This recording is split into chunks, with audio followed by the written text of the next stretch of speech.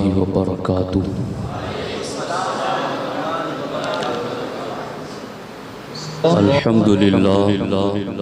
अल्हम्दुलिल्लाहिल्लज़ी जअल नबियना शाहिदन व मुबश्शिरन व नज़ीरा व दाइयन इलल्लाहि बिइज़्निही व सिराजम मुनीरा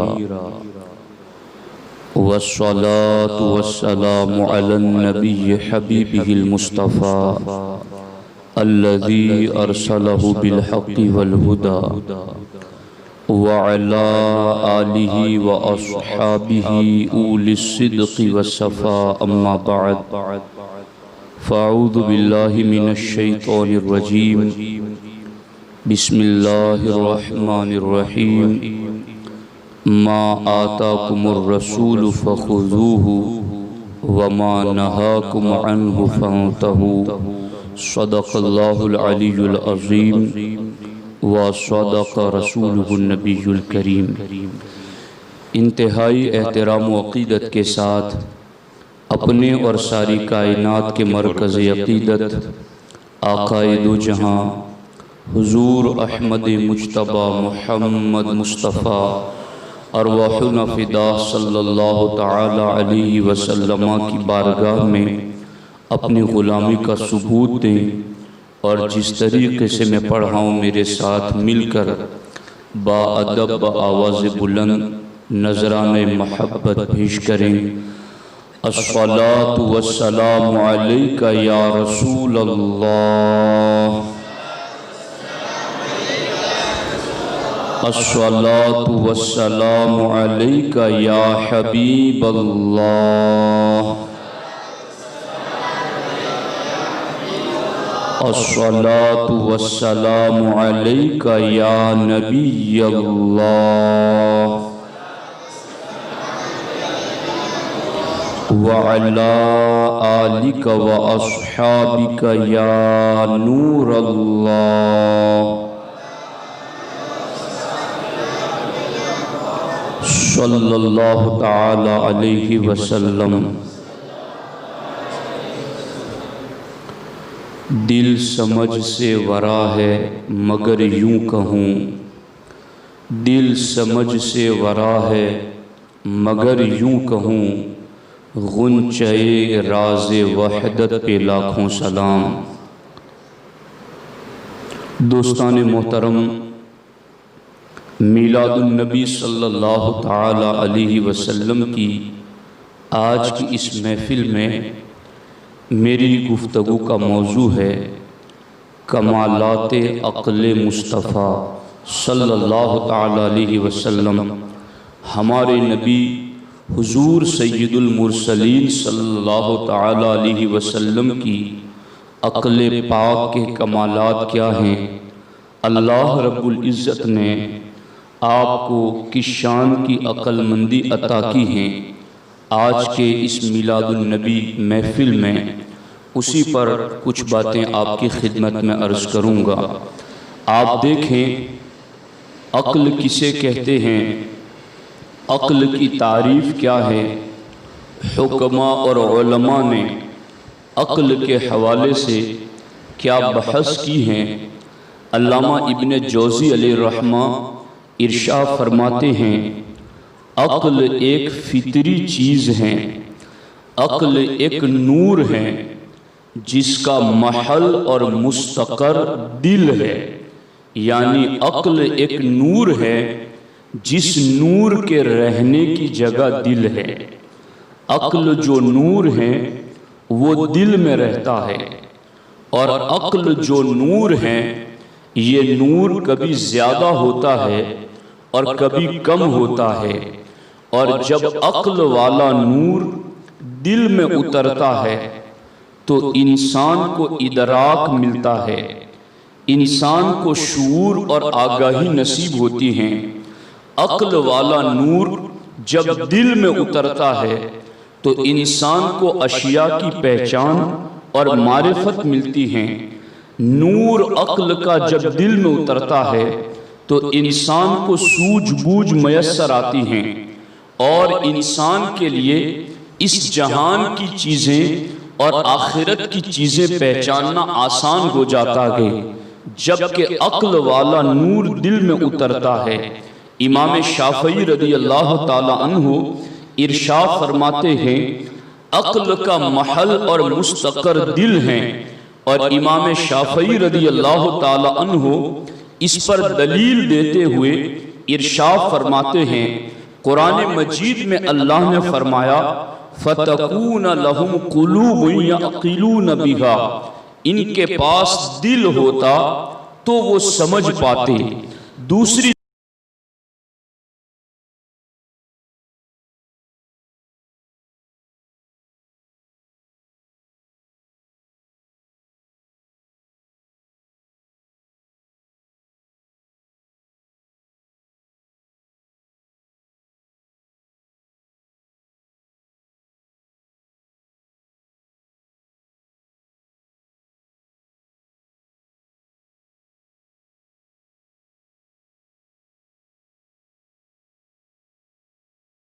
दिल में ठहरता के, अक्ल का नूर दिल की जगह पर रुकता के, दिल उसका महल और मुस्तकर के। अब आप देखें, ये अक्ल है जिसकी वजह से बंदे को मारिफत मिलती है, ये अक्ल है जिसकी वजह से बंदे को शूर और आगाही नसीब होती है, ये अक्ल है जिसकी वजह से बंदे को दुनिया और आखिरत की पहचान मिलती है। अक्ल अल्लाह की कितनी बड़ी नेमत है, उसका अंदाजा अगर आप लगाना चाहते हैं तो हजरत अब्दुल्ला इब्ने अब्बास रज़ी अल्लाह ताला अन्हु के इस फरमान से लगाएं कि जब अल्लाह रब्बुल इज्जत ने अक्ल को पैदा फरमाया तो अल्लाह ने अक्ल को हुक्म दिया, ऐ अक्ल तू आगे की तरफ बढ़ जा। अल्लाह के हुक्म पर अक्ल आगे बढ़ गई। अल्लाह ने हुक्म दिया पीछे की तरफ आ जा। अल्लाह के हुक्म पर अक्ल पीछे की तरफ आ गई। उसके बाद अल्लाह रब्बुल इज्जत ने इरशाद फरमाया, व इज्जती व जलाली मा खलक़तु शैअन हुवा अहब्बु इलैया मिन खल्क़ी। हज़रत अल्लाह रब्बुल इज्जत ने इरशाद फरमाया, ऐ अक्ल, मुझे अपनी इज्जत व जलाल की कसम, मैंने अपनी मखलूक में तुझसे ज्यादा महबूब कोई चीज पैदा नहीं की। मेरी मखलूक में तू महबूब तरीन मखलूक है, मेरी मखलूक में तू पसंदीदा तरीन मखलूक है।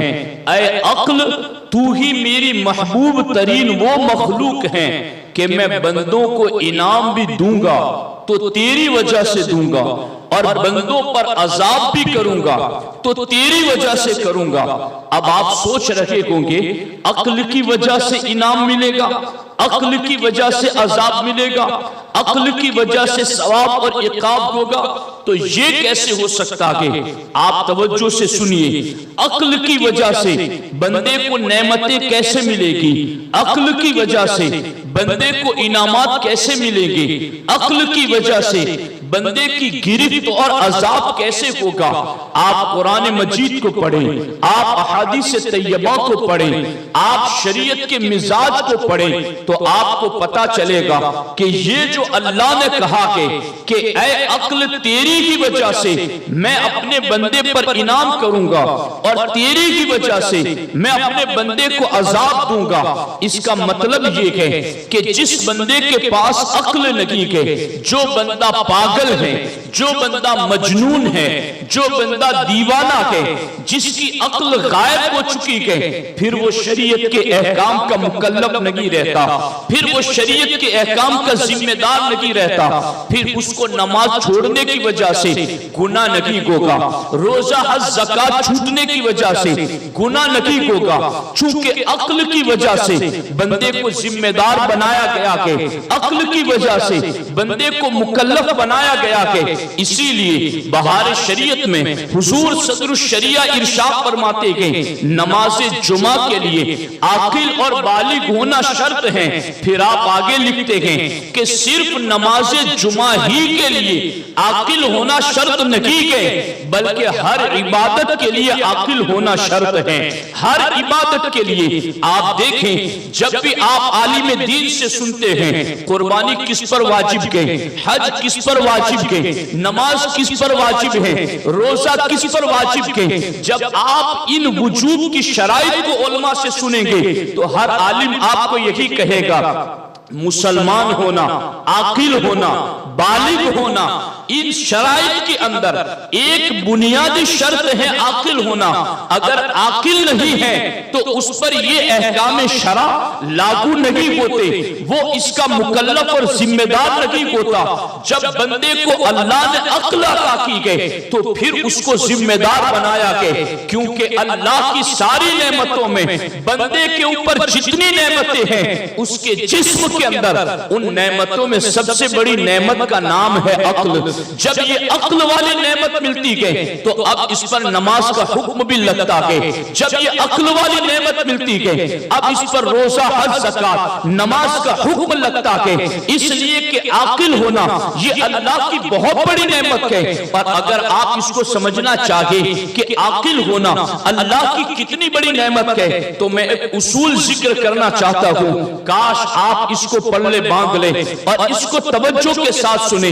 इमाम अहले सुन्नत ने फतावा रज़विया शरीफ के अंदर इसको जिक्र फरमाया कि अक्ल सही ये अल्लाह की कितनी बड़ी नेमत है। इमाम अहमद रजा मुहद्दिस बरेलवी अलैहिर्रहमा इरशाद फरमाते हैं कि फिक़ह के 4 उसूल हैं, फिक़ह की 4 बुनियादें हैं। कौन कौन सी 4 बुनियादें?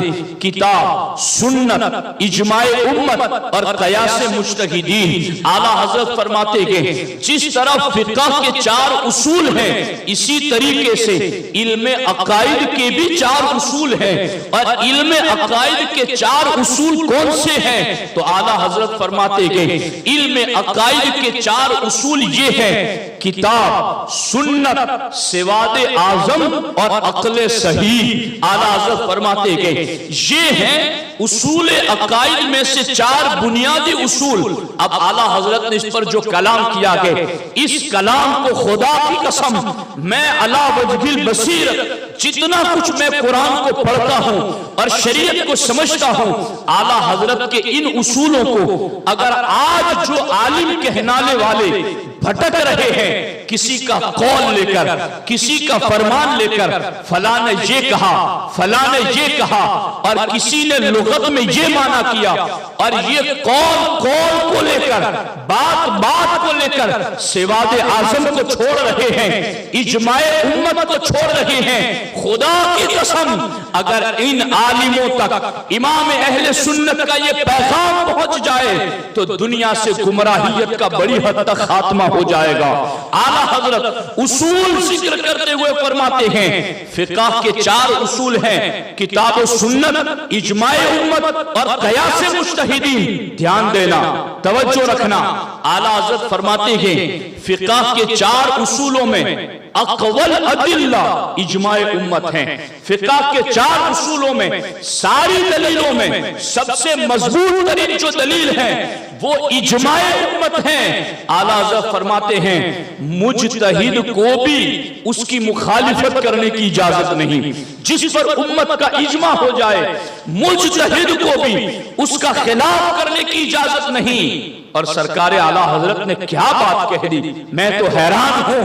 हजारों किताबों का निचोड़ आला हजरत ने चंद सतर में जमा करते हुए इरशाद फरमाया इजमाए उम्मत के मुकाबिल अगर किसी मुजतहिद को कुरान और सुन्नत नजर आए, यानी उसको अपनी राय से ये नजर आए कि इजमाए उम्मत तो इस बात पर है मगर कुरान ये कह रहा है और हदीस ये कह रखी है, तो आला हजरत फरमाते हैं उस वक्त समझा ये जाएगा कि ये हमारी समझ की गलती है, या फिर जो कुरान और सुन्नत का वाज़ेह हुक्म तुम्हें समझ में आ रहा है इजमाए उम्मत के खिलाफ, वो हुक्म मंसूख होगा, या तो मंसूख होगा या फिर हमारी फहम की गलती है। इजमाए उम्मत अक़वल अदिल्ला है और उसका हुक्म ही सबसे बरतर है। अब आला हजरत ने फिक़ह के इन 4 उसूलों में सारी दलीलों में मजबूत दलील आला हजरत ने इजमाए उम्मत को करार देने के बाद अब इस पर उसूल अकायद को सामने रखा कि फिक़ह के 4 उसूलों में इजमाए उम्मत सबसे ज्यादा कवी और मजबूत, और इधर उसूल अकायद में सबसे ज्यादा कवी और मजबूत क्या है। आला हज़रत फरमाते हैं अकायद के 4 उसूल हैं कुरान, सुन्नत, सिवाद आज़म और अक्ल सही। इमाम अहमद रजा फरमाते हैं अकायद के 4 उसूलों में सबसे ज्यादा कवी उसूल और सबसे ज्यादा कवी दलील सिवाद आज़म अहले सुन्नत व जमात है। आला हज़रत फरमाते हैं सिवाद आज़म अहले सुन्नत व जमात का जिस मसअले अकायद पर इत्तेफाक हो जाए उसका खिलाफ करने की किसी को इजाजत नहीं। उसका खिलाफ अगर तुम्हें नजर आए तो ये तुम्हारी अक्ल की कमजोरी है, तुम्हारे फहम की गलती है। सिवाद आज़म अक़वल अदिल्ला है और सिवाद आज़म जिस मसअले अकायद पर मुत्तफिक है वही हक और वही सवाब है। अब हमारी गुफ्तगू का मौजू आया, आप कहेंगे गुफ्तगू तो अकल पर हो रही है और आप किधर दरसियात की बातें कौम को समझा रहे हैं।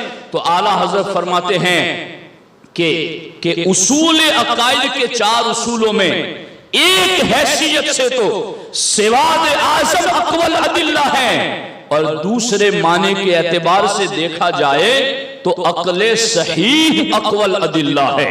सही अक्ल ये उसूल अकायद के 4 उसूलों में सबसे मजबूत तरीन उसूल अक्ल सही है। अब आप अंदाजा लगाएं कि अक्ल का ताल्लुक कहां तक है और अक्ल सही का राबता कितना मजबूत है अकायद के साथ। तो अक्ल अल्लाह की कितनी बड़ी नेमत है कि ये अक्ल सही जिस चीज पर इत्तेफाक कर लेती है, कुरान वही है, हदीस वही है, सिवाद आज़म वही है जिस पर अक्ल सही का इत्तेफाक होता है। अब ये अक्ल अल्लाह की इतनी बड़ी नेमत है कि अकीदे में भी उसका इतना दखल है और अमल में भी कितना दखल। ये अक्ल नहीं है तो नमाज फर्ज नहीं, ये अक्ल नहीं है हज रोजा ज़कात फर्ज नहीं। अक्ल का कितना ताल्लुक है अमल और ईमान के साथ। अब जब इतनी गाढ़ी बातें आपने सुन ली हैं तो अब वो बात भी सुनाओ कि जो समझना आपके लिए आसान हो जाए। अल्लाहु अकबर। हमारे बाज़ उलमा कहते हैं हजरत आदम अलैहिस्सलातु वस्सलाम जब जन्नत से जमीन पर आए तो हजरत जिब्रील अलैहिस्सलातु वस्सलाम हजरत आदम अलैहिस्सलातु वस्सलाम की खिदमत में 3 चीजें लेकर पहुंचे। 3 चीजें लेकर आए, अक्ल लेकर आए, दीन लेकर आए, हुस्न अखलाक लेकर आए। और ये तीनों चीजें दीन, अक्ल और हुस्न अखलाक, ये तीनों चीजें हजरत जिब्रील ने बारगाह आदम अलैहिस्सलाम में रख कर कहा अल्लाह की तरफ से हुक्म है कि आप इन 3 में से कोई एक इख्तियार कर ले, किसी एक को पसंद कर ले, किसी एक को ले ले, या तो अक्ल को ले ले, या दीन को ले ले, या हुस्न अखलाक को ले ले। आदम अलैहिस्सलातु वस्सलाम थोड़ी देर तक सोचते रहे क्या करूं। फिर आपने अक्ल को इख्तियार किया और अपने वजूद से चिमटा लिया। और जब अक्ल को हजरत आदम अलैहिस्सलाम ने इख्तियार कर लिया, आदम अलैहिस्सलाम ने फिर दीन को और हुस्न अखलाक को कहा जाओ तुम दोनों बुलंदी की तरफ चले जाओ, तुम दोनों आसमान की तरफ चले जाओ। तो दीन और हुस्न अखलाक ने कहा हम अब आसमान की तरफ नहीं जाएंगे, अब हम कहीं नहीं जाएंगे।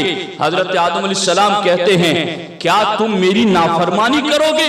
तो दीन ने और हुस्न अखलाक ने कहा ए अल्लाह के पैगंबर आदम अलैहिस्सलाम, हम आपकी नाफरमानी नहीं करेंगे, मगर हमें रब का यही हुक्म है कि ए दीन और ए हुस्न अखलाक, तुम दोनों को वहीं रहना है जहां अक्ल रहती है। तुम दोनों का बसेरा वही होगा जहां अक्ल होगी। तो फिर कहना पड़ेगा तुम्हें दीन वही है जहां अक्ल है, दीन वही है जहां पर हुस्न अखलाक है। और अल्लाहु अकबर, अगर ये देखना चाहो कि अक्ल कहां है तो अक्ल को ढूंढने वालों अक्ल कहां है, पेरिस और लंदन की गलियों में तलाश करने से अक्ल नहीं मिलेगी। जहां दीने मुस्तफा है वहां अक्ल मौजूद है, जहां अखलाक मुस्तफा है वहां अक्ल सही मौजूद है।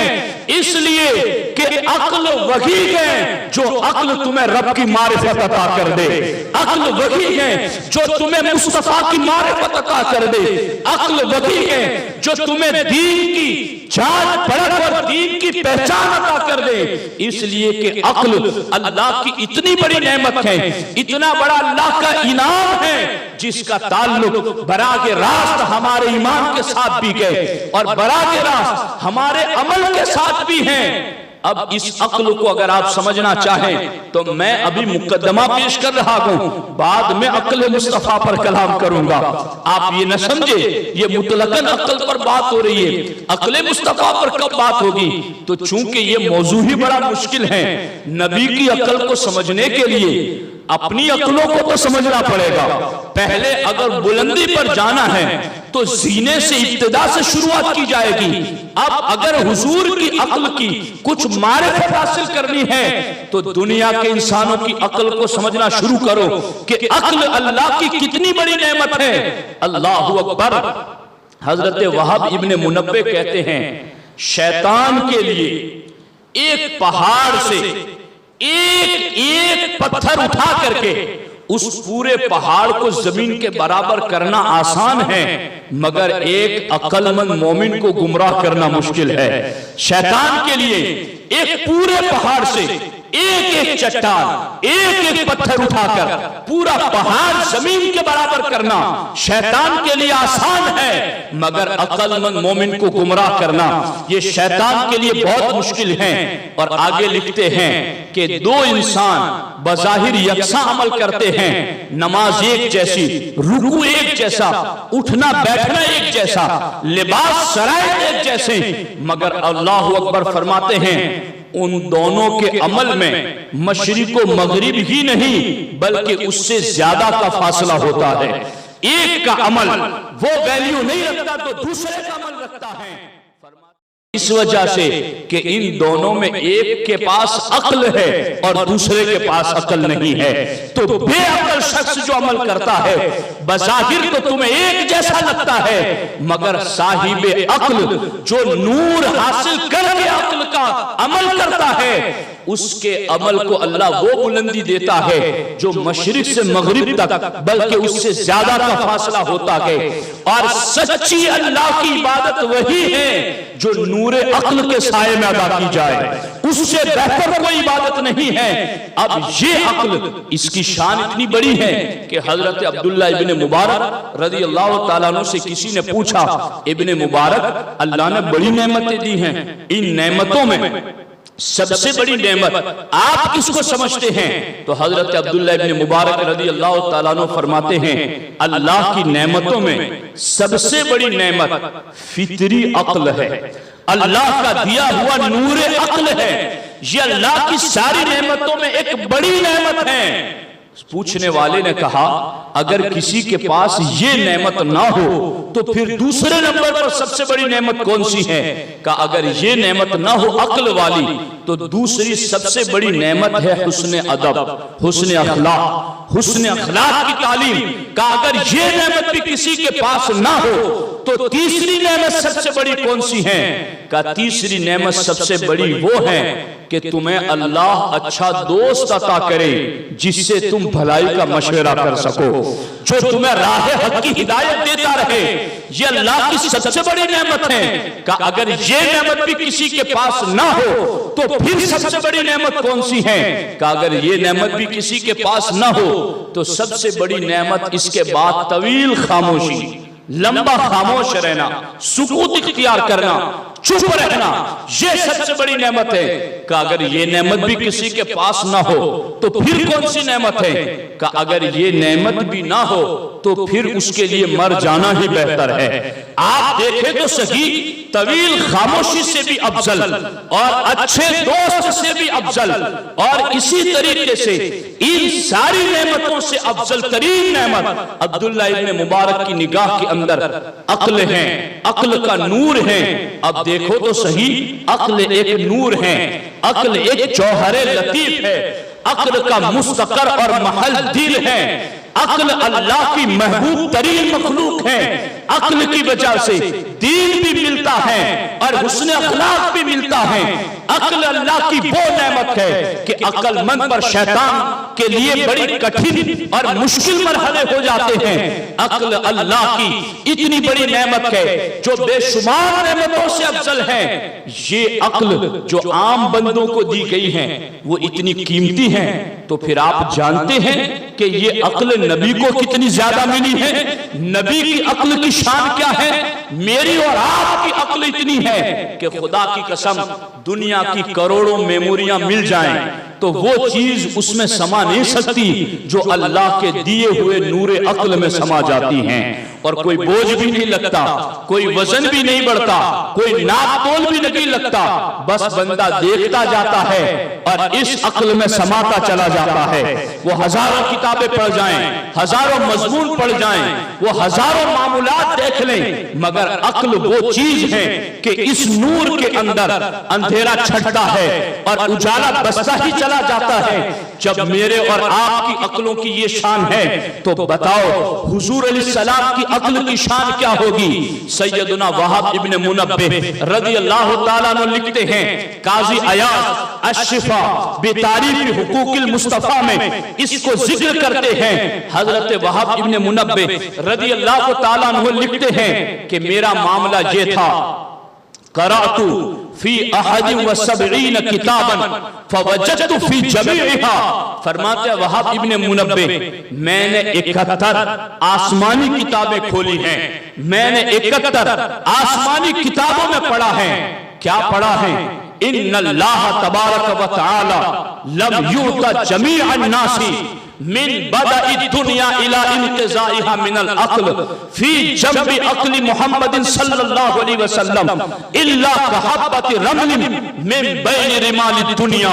फरमाते हैं मैंने 71 आसमानी किताबों में पढ़ा है कि अल्लाह ने हजरत आदम अलैहिस्सलाम से लेकर कयामत तक आने वाले सारे इंसानों को जो अक्ल अता की है और मुस्तफा करीम सल्लल्लाहु अलैहि वसल्लम को जो अक्ल अता की गई, इसका फर्क इतना ज्यादा है, पूरी दुनिया के रेगिस्तानों को एक तरफ रखा जाए और उन रेगिस्तानों में से एक कंकर को एक तरफ रखा जाए तो सारी दुनिया के रेगिस्तान के बराबर अक्ल और एक तिनके के बराबर अक्ल। फरमाते हैं एक तिनके के बराबर अक्ल सारी कायनात को मिली और सारी दुनिया के रेगिस्तानों के बराबर अक्ल तन्हा मुस्तफा को मिली।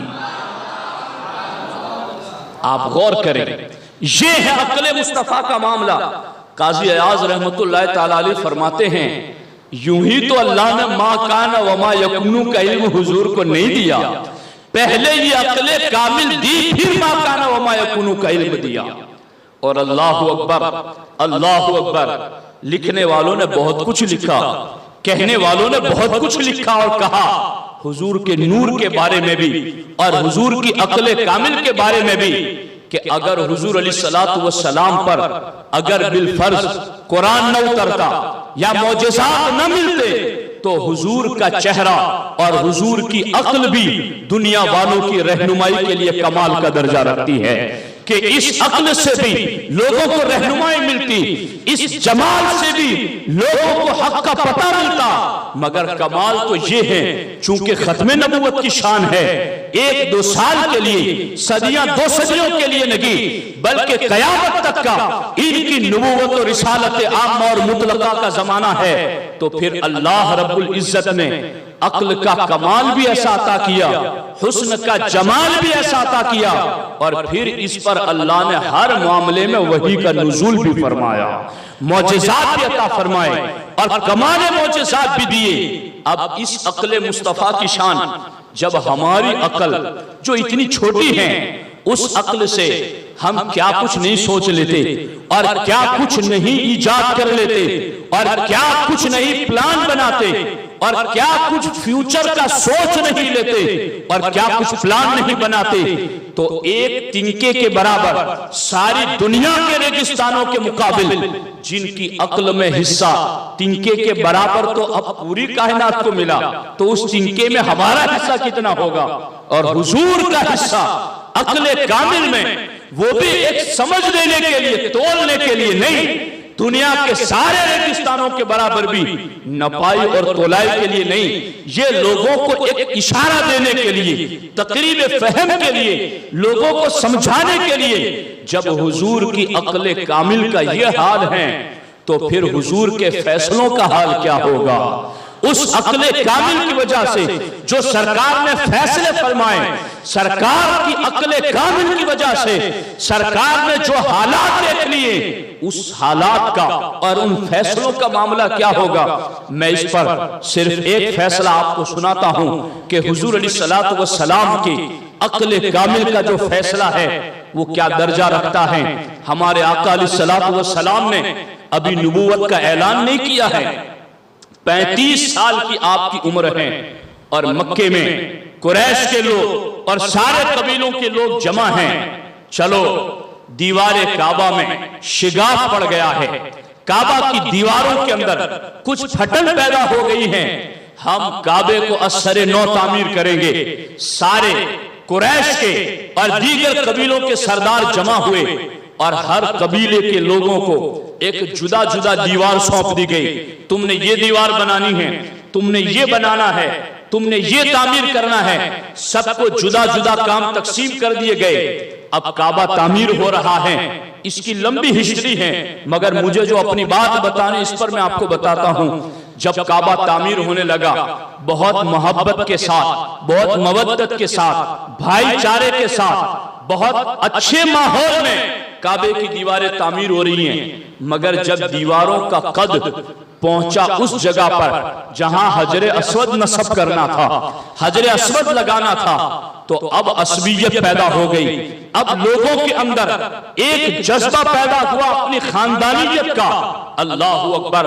हर कबीला ये सोचने लगा कि हजरे अस्वद तो दीवारे काबा में हम ही लगाएंगे, किसी दूसरे कबीले को नहीं लगाने देंगे। ये शरफ और ये एजाज किसी और खानदान को नहीं मिलने देंगे, ये हम अपने हाथों से लगाएंगे। यहां तक के बनु अब्दुद्दार, ये एक खानदान था, एक कबीला था। इस खानदान ने अपने सारे सरदारों को जमा किया और सारे सरदारों को जमा करने के बाद अपने खलीफों को भी इकट्ठा किया। यानी एक खानदान के सरदार तो आ गए, इनके दूसरे कबीलों के सपोर्टरों को भी बुलाया, जिनका वोट इनके हक में था, जो इनकी ताईद में थे। हाँ, हम तुम्हारे साथ हैं। ये सारे सरदार भी बनु अब्दुद्दार के जमा हुए, उनके खलीफ भी जमा हुए और सब ने फैसला किया कि किसी कबीले को हम हजरे अस्वद दीवार में लगाने की इजाजत नहीं देंगे। इसके लिए हमें जंग ही क्यों न करनी पड़े, इसके लिए हमें अपनी जानें क्यों न देनी पड़े, मगर हम ये एजाज और ये शरफ किसी और कबीले और खानदान में नहीं जाने देंगे। यहां तक कि इन्होंने वादा पक्का कर लिया, तो एक कटोरे में खून मंगवाया और उस खून में सारे कबीलों के सरदार और खलीफों ने अपने अपने हाथ डिबो दिए और हाथ खून में डाल करके उन्होंने वादा किया, आज हमने हाथ खून से रंग लिए हैं, इस हमारे मिशन के मुकाबिल कोई आया तो समझ ले कि हमारे हाथ आज ही खून से रंगे हुए हैं, हमारी तलवारें बेनियाम हैं, हम खून बहाने से डरेंगे नहीं। सारे कबीले के सरदारों और उनके खलीफों ने इत्तेफाक कर लिया कि अब हम जंग लड़ेंगे, मगर दीवारे काबा में हजरे अस्वद तो हम ही लगाएंगे। अल्लाह अकबर। 5 दिन इस कशमकश में गुजर गए। रोजाना लगता अभी जंग छिड़ जाएगी, अभी धमाका होगा, अभी लोगों में लड़ाई शुरू हो जाएगी, कुछ तो खून शुरू हो जाएगा। 5 दिन ऐसी कशमकश में गुजरे, यहां तक के 5वें दिन अबू उमैया बिन मुगैरा, जो उस कौम का बड़ा उम्र दराज शख्स था, उसने कौम को जमा किया और कौम को जमा करके कहा, या माशिरा कुरैश, ऐ कुरैश के लोगों, मामला क्या है मैं तुम्हें बताता हूं।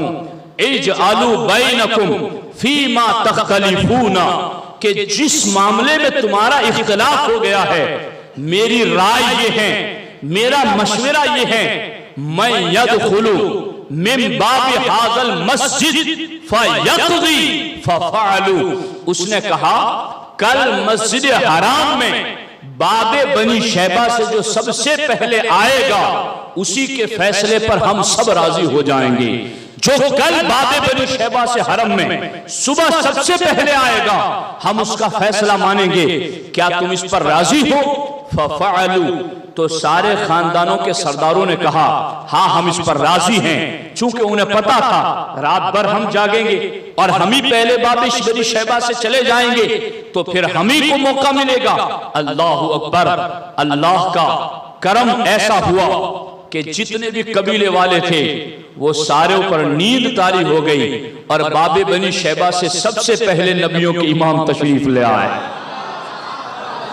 सरकार दो आलम सल्लल्लाहु ताला अलैहि वसल्लम बाबे बनी शैबा से हरम में सबसे पहले आए। अब जब सारे कुरैश के सरदार दौड़े दौड़े आने लगे, हर कोई देखता है हुजूर हमसे पहले आ चुके हैं, अभी 35 साल की उम्र है, अभी नबूवत का ऐलान नहीं किया, अभी सरकार ने नबूवत का इजहार नहीं किया, मगर अक्ले कामिल तो अल्लाह ने पहले ही अता कर दी है, फैसले की तदाबीर तो पहले ही अता कर दी है। अल्लाह के रसूल अलैहि सलाम को जैसे ही सारे खानदान के लोगों ने देखा, तो अब सारे लोगों ने कहा, हादल अमीन हादा मुहम्मदुन सल्लल्लाहु अलैहि वसल्लम रज़ीना बिही हुक्मा। ये तो तारीफ किए हुए मोहम्मद हैं, ये तो अमीन और अमानतदार हैं, लोगों सुन लो, ये जो भी फैसला करेंगे हम उस पर राजी हो गए हैं। अब हुजूर अलैहि सलाम ने कैसा फैसला किया, क्या कमाल का फैसला। काजी अयाज ने कहा ना कि अक्ले कामिल को हुजूर की समझना चाहते हो तो हुजूर के फैसलों को देखो। ऐलान नबूवत के बाद का तो हर लम्हा तरक्की अफजू है ही गए, मगर जिन्हें शुबा है कि ऐलान नबूवत से पहले माज़अल्लाह हुजूर नबी नहीं थे, तो वो देखें तो सही कि नबूवत के कमालात क्या कुछ पहले थे। आका अलैहिस्सलातु वस्सलाम ने फैसला किया, लोग हुजूर के करीब आए, सारे राजी हैं, जो फैसला करेंगे हम मान जाएंगे। सरकार ने फरमाया, हलुम्मा इलैया सौबा, जाओ मेरे पास चादर ले आओ। लोग गए, चादर लेकर आए। सरकार ने फरमाया जमीन पर बिछा दो, चादर जमीन पर बिछा दी। अब मेरे आका के वो दस्ते करम जिनकी शान आप सुन चुके हैं, तो अब उन दस्ते करम से सरकार ने हजर अस्वद को उठाया और उठा करके उस चादर के बीचों बीच रख दिया और सरकार ने फरमाया, हर कबीले का एक एक सरदार आगे आ जाए और इस चादर के कोनों को पकड़ करके हजर अस्वद को उठाकर यहां ले आए। अब सारे लोग, सबको उठाने का मौका मिल गया। चादर का कोना हर किसी ने पकड़ा है किसी को कोई नाराजगी नहीं कि किसी को ज्यादा शरफ मिला, किसी को कम मिला। ये फैसला है अक्ल मुस्तफा का, ये फैसला है सरदार दो जहां का। सरकार दो आलम सल्लल्लाहु अलैहि वसल्लम ने हजरे अस्वद को रखकर कहा, इसके कोनों को पकड़ो और उठा कर लेकर आओ मेरे करीब। और जब उन्होंने उस चादर को उठाकर दीवारे काबा में जहां नस्ब करना था वहां तक उठाकर लाए, तो फिर सरकार ने अपने हाथों से पकड़कर दीवारे काबा में नस्ब कर दिया। जी, लड़ाई झगड़ा भी खत्म हो गया और दस्ते मुस्तफा से हजरे अस्वद दीवारे काबा में लगा। ये है आका अलैहिस्सलातु वस्सलाम की अक्ले कामिल का फैसला। और इसी पर बस नहीं है, खुदा के बंदो, हमारे आका अलैहिस्सलाम को तो अल्लाह ने नूरे नबूवत अता किया, अल्लाह रब्बुल इज्जत ने नूरे रिसालत अता किया, खत्मे नबूवत का ताज अता किया। और ये शान एक से बढ़कर एक है। हम किस शान को लेकर ये कहें कि हुजूर का फैसला इस वजह से था, अल्लाह के रसूल अलैहिस्सलातु वस्सलाम का हर फैसला ही कमाल का, हर खूबी ही कमाल की, हर जमाल ही कमाल का। खुदा की कसम, जितने कमालात हैं उन कमालात की इंतहा का नाम मुस्तफा है।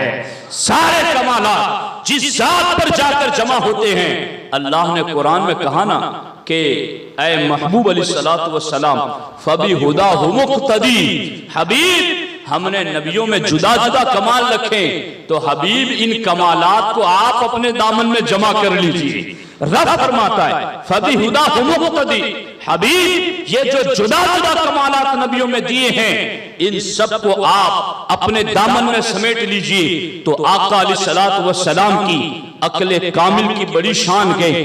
आप अलैहिस्सलातु वस्सलाम को अल्लाह रब्बुल इज्जत ने जो अक्ल अता की है, अब ये तो मैं आपको पहले भी बता चुका हूं, हमारे नबी अलैहिस्सलातु वस्सलाम की अपनी अक्ल तो कमाल दर्जे की है, मगर सरकार जिसे चाहते हैं उसे भी अक्ल अता कर देते हैं। अबू हुरैरा को कितनी बड़ी अक्ल अता की मैंने बताया था आपको, लेकिन सिर्फ इंसानों को नहीं, ये नबी चाहते हैं तो जानवरों को भी अक्ल अता कर देते हैं।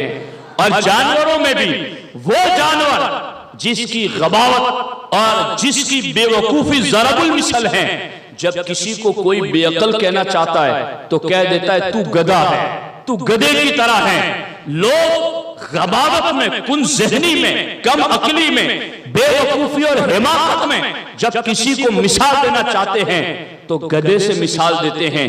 लेकिन अल्लाहु अकबर, ये हमारे नबी अलैहिस्सलाम साहिबे अक्ल कामिल वो शान रखते हैं। एक दराज गोश था, एक गधा मुबारक था। अल्लाहु अकबर, खैबर के फतह के वक्त वो हुजूर अलैहिस्सलाम के माले गनीमत में आया और अल्लाहु अकबर, उस जानवर को भी कमाल दर्जे की मारिफत रब ने अता की। क्यों अता की? इसलिए कि उसकी नस्लें नबियों से वाबस्ता थी। उस जानवर गधे की नस्लें भी नबियों से वाबस्ता थी। वो गधा नबी की बारगाह में आया और आकर हुजूर से बात करने लगा। तो ये भी तो सरकार के सुनने की शान है कि इसका कलाम भी सुन लिया। सहाबा ने कहा हुजूर ये क्या बात कर रहा है, हमें तो कोई समझ नहीं आ रही है। तो हमारे आका अलैहिस्सलाम ने फरमाया ये मुझसे ये बात करता है कि हुजूर मैं एक यहूदी की मिल्कियत में था और या रसूल अल्लाह सल्लल्लाहु अलैहि वसल्लम मेरे आबाओ अजदाद में, ये गधा कह रहा है कि मेरी नस्ल में ऊपर गालिबन 60 गधे मेरी नस्ल में ऊपर ऐसे गुजरे हैं जिनमें से हर गधे को नबी की सवारी बनने का शरफ मिला है। हुजूर इन नबी की सवारी बनने वाले जानवरों में मैं आखिरी और इन नबियों की फहरिस्त में आप आखिरी। मैं आपकी दहलीज पर इसलिए आया हूं ताकि आप मुझे अपनी सवारी होने का शरफ अता फरमा दें। आका अलैहिस्सलाम ने उसे शरफ अता किया और सरकार ने अपने कदम, जो कदम कभी अर्श पर लगते हो, जो कदम अर्श पर लगे तो अर्श भी कदमों को थाम ले, छोड़ता नहीं है। शेख मुहक्किक कहते हैं अर्श ने कदमों को पकड़ लिया, हुजूर जाने नहीं दूंगा जब तक कि मुझे भी खैरात न मिल जाए। तो सरकार दो आलम सल्लल्लाहु अलैहि वसल्लम ने अर्श को भी खैरात अता कर दी। जिस नबी के कदम कहां से कहां पहुंचे, आज उस नबी के कदम एक दराज गोश पर आए, एक गदे मुबारक पर आए।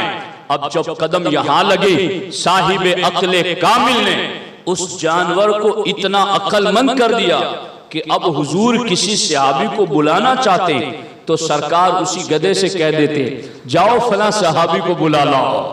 वो सीधा उनके घर जाता और घर जाकर दरवाजे पर आवाज देता और दरवाजा बंद होता तो सर मारता, और जब बाहर आते तो उनकी कमीज पकड़ करके वो सीधा उनको बारगाह रिसालत में हाजिर कर देता था।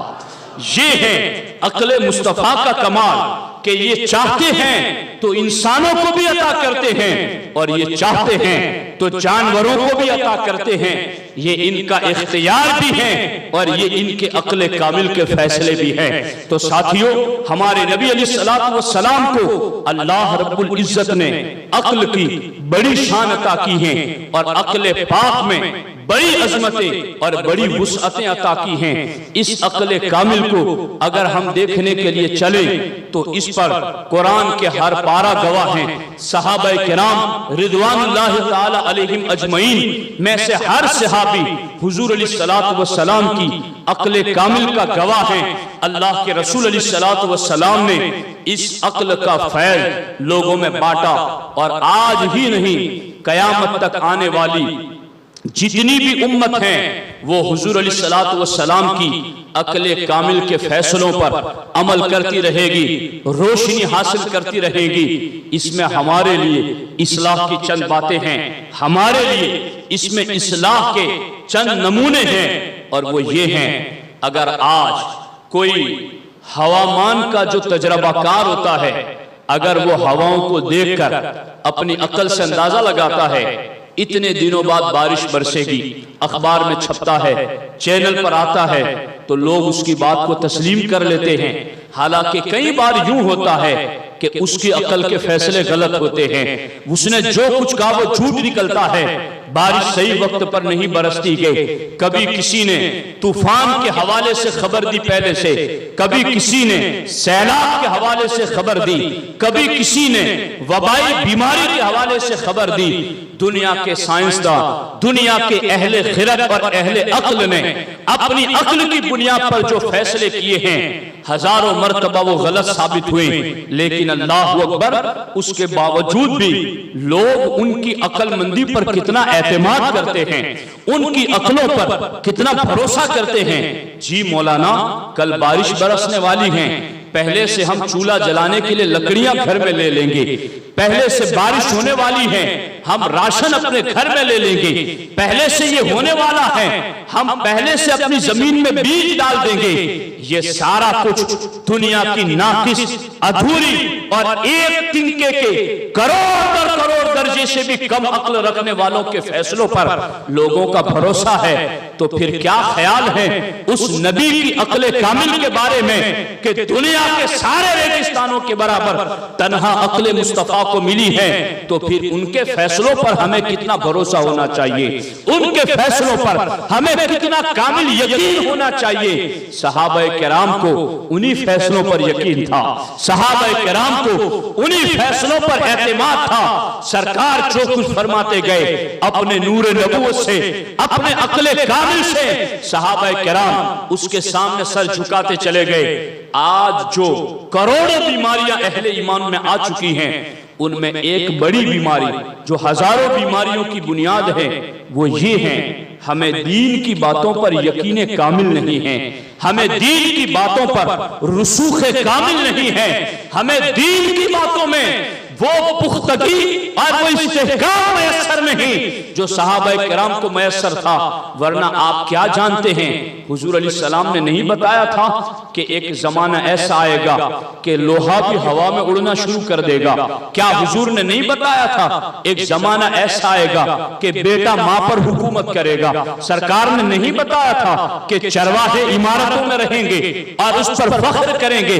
क्या हुजूर अलैहिस्सलातु वस्सलाम ने कुर्बे क़यामत कयामत की सारी अलामतें नहीं बताई थी, क्या आज वो अलामतें हम अपनी आंखों से नहीं देख रहे हैं? ये है नूर नबूवत, ये है अक्ल कामिल के वो फैसले जो हम नहीं देख सकते थे मगर हुजूर ने पहले से देख लिए, हुजूर ने पहले से बता दिए।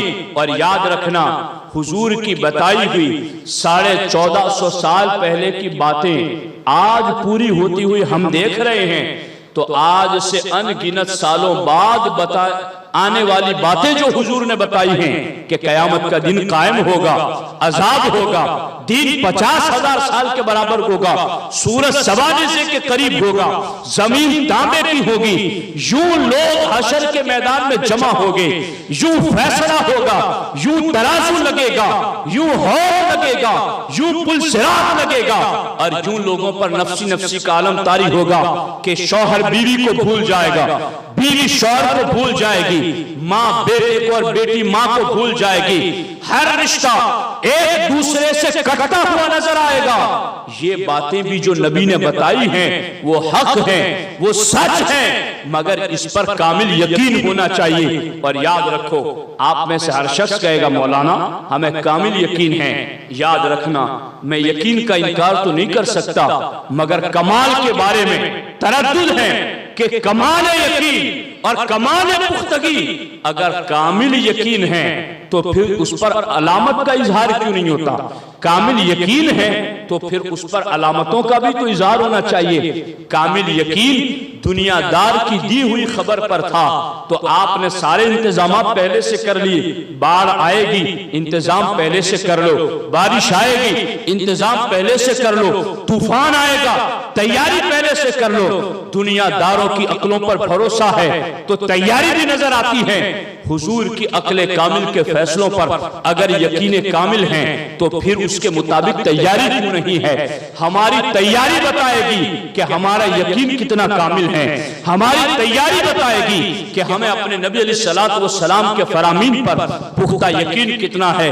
इसलिए साथियों, अल्लाह रब्बुल इज्जत ने अक्ल कामिल हुजूर अलैहिस्सलातु वस्सलाम को अता की है और इस अक्ल कामिल के फैसले दिन ब दिन चमकते हुए आफताब की तरह सच्चे होते हुए नजर आते हैं। और ये भी तो हदीस में है कि ऐलान नबुव्वत से पहले, ऐलान नबुव्वत से बिल्कुल जस्ट साथ में चंद महीनों चंद सालों पहले हुजूर के अलामात नबुव्वत का जो ज़ुहूर होने वाला था, सैयदा खदीजा और दीगर लोगों ने इन अहादीस को रिवायत किया है कि हुजूर अलैहिस्सलातु वस्सलाम ख्वाब में जो देखते थे और हुजूर जो फैसला सुना देते थे, हमें अगले ही दिन चमकते हुए सूरज की तरह वो फैसला निगाहों से नजर आता था। तो ये है हमारे नबी अलैहिस्सलातु वस्सलाम की अक्ल कामिल के फैसले। इसलिए साथियों, ईमान रखो इन चीजों पर। दुनियादारों की थ्योरियां बदलती रहती हैं। कभी किसी ने कहा जमीन घूमती है, कभी किसी ने कहा ठहरी हुई है, कभी कोई कहता है सूरज घूमता है, चांद घूमता है, कभी कोई कहता है आसमान घूमता है, कभी कोई कहता है इंसान बंदरों की औलाद है, कभी कोई कहता है क्या है और क्या है। आए दिन उनकी थ्योरियां, उनके नजरिया, उनके तजर्बात की बुनियाद पर बदलते जा रहे गए, लेकिन दीन का इल्म वही इलाही का इल्म है और ये अक्ले मुस्तफा के कमाल के फैसले हैं। इसमें कोई तब्दीली नहीं, इसमें कोई तगय्युर नहीं, इसमें कोई चेंजिंग नहीं। इसलिए कि ये अक्ले कामिल के फैसले, ये वही इलाही के जरिए पहुंचने वाले फैसले, बस सिर्फ एक ही रास्ता है, कामिल यकीन रखो। और कामिल यकीन है तो कामिल अमल भी उस पर शुरू हो जाए।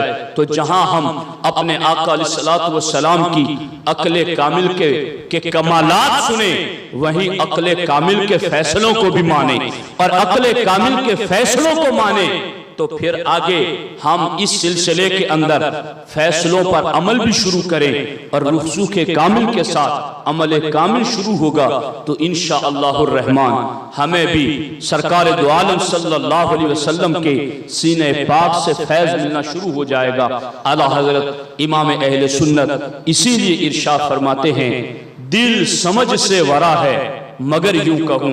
आला हजरत ने सरकार की आंखों की भी तशबीह बयान की, जुबान की भी तशबीह बयान की, सुनने की भी, कदमों और हाथों की भी तशबीह बयान की, मगर दिल की बात आई, जो कि मखज़न अक्ल है, दिल की बात आई जो कि नूर अक्ल की आमाजगाह है, तो आला हजरत फरमाते हैं दिल समझ से वरा है, समझ से बुलंद है, मगर यूं कहूं गुंचए राज़े वहदत पे लाखों सलाम। हुजूर सदरुल शरिया बदरुल तरीका अल्लामा अमजद अली आज़मी अली रहमा फरमाते हैं अल्लाह ने हर नबी को कामिल अक्ल अता की है और दुनिया के किसी फलसफी और किसी हकीम और किसी दानिशमंद की अक्ल नबी की अक्ल के करोड़वें हिस्से को भी नहीं पहुंच सकती।